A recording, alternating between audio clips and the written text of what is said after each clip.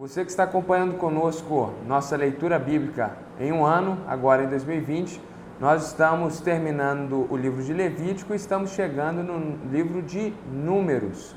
Esse livro, que talvez é o terror do Antigo Testamento, porque mais do que genealogias, ele contém a contagem, um recenseamento do povo de Israel, e muitos capítulos são listas enormes de nomes de homens, e gera realmente um desespero nos leitores, e alguns até ficam questionando por que isso está na Escritura, como que eu posso tirar uma verdade espiritual para a minha vida fazendo essa leitura. Bom, o livro recebe o nome de Números em português, justamente por causa dessa contagem, por causa desse recenseamento que está presente no livro.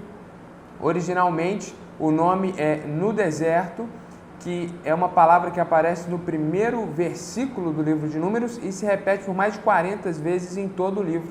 E ele remete ao momento que o livro acontece, o momento em que o livro se passa. Toda a história do livro de Números acontece justamente nos 40 anos que o povo está no deserto, logo que saíram do Egito, que está relatado no livro de Êxodo, até a entrada na terra prometida, que está relatado no livro de Josué.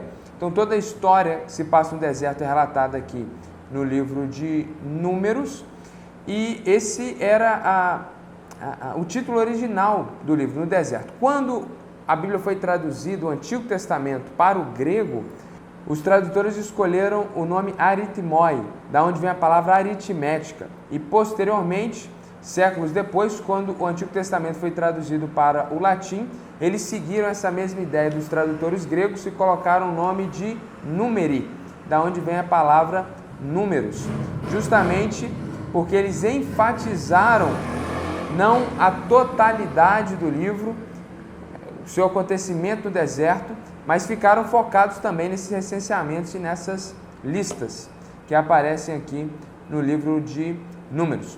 Bom, para além dessa questão do recenseamento, esse é um livro muito interessante, que é muito importante dentro da unidade do Pentateuco dos 5 primeiros livros, porque é um livro que mostra esses 40 anos no deserto e enfatiza no final o parar desse povo nas campinas de Moabe, que é justamente da onde eles vão passar o Rio Jordão e conquistar a Terra Prometida, o que está relatado lá no livro de Josué.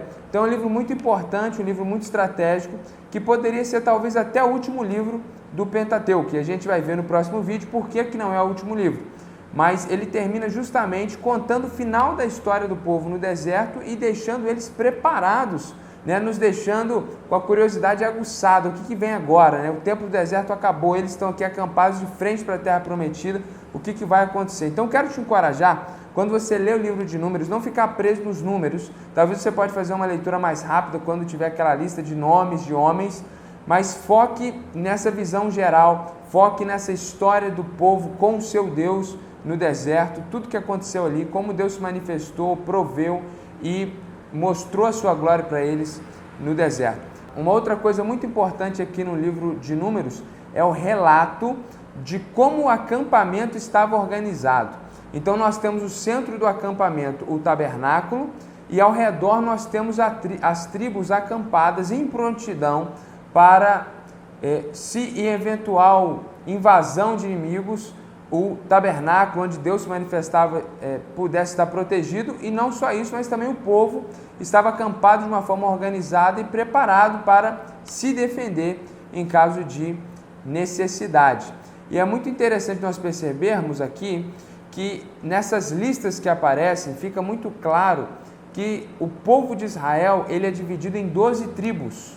E isso é uma coisa muito importante, fica muito evidente aqui no livro de Números, e é algo que daqui para frente, em todo o Antigo Testamento, é algo muito importante para nós entendermos a história.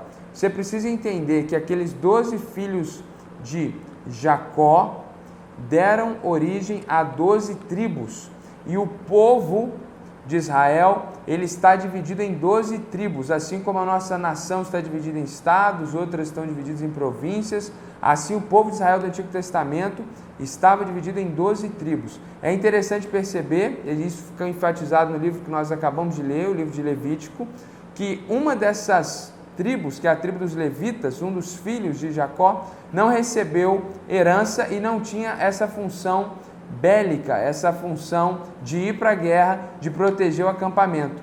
Então, dos 12 filhos, os levitas não têm essa função, o que nos deixaria apenas com 11 tribos. Então, quando nós estamos falando dessas 12 tribos que estavam organizadas e protegendo o tabernáculo, nós estamos falando também dos 2 filhos de José, que foram adotados por Jacó. Se você se lembra no capítulo 48, verso 5 de Gênesis, isso fica muito claro e evidente. Jacó diz isso para José: olha, os seus 2 filhos que você teve no Egito, eu vou considerá-los como meus filhos. Então, quando nós falamos das 12 tribos de Israel que protegiam o tabernáculo, nós estamos tendo em mente 10 tribos mais a de José, que na verdade se tornaram 2, porque vem dos 2 filhos de José, Manassés e Efraim, totalizando assim 12, e se nós somássemos levitas, seriam 13 tribos, mas como os levitas estavam exclusivamente dedicados à adoração ao Senhor, à ministração a Deus, a levar o povo, ensiná-lo à adoração ao Deus verdadeiro,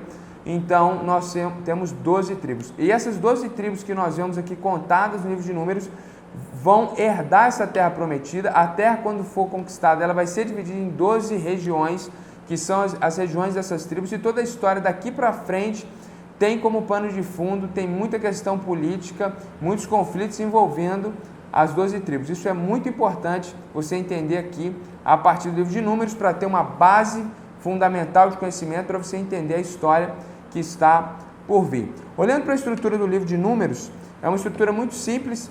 Nós podemos dividir o livro de Números em 2 partes. Capítulo 1 até o capítulo 25, nós temos a história da primeira geração do povo no deserto. Então, aquelas homens, mulheres que saíram do Egito, eles experimentam diversas experiências no deserto. Isso está relatado até o capítulo 25. A partir do capítulo 26 até o final, o capítulo 36, nós temos a história agora dessa segunda geração de israelitas.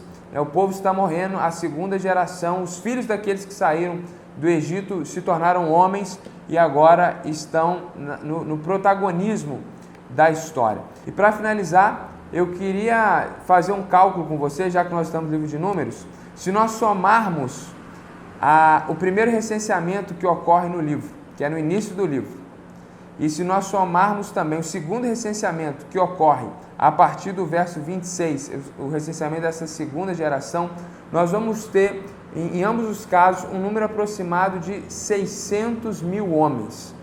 Pensando em mulheres e outras pessoas que não foram contadas entre esses homens, nós estamos falando de um povo de aproximadamente 2 milhões e meio de pessoas acampadas no deserto, saíram do Egito rumo a Canaã, a atual Palestina, para conquistar aquela terra que fora prometida por Deus.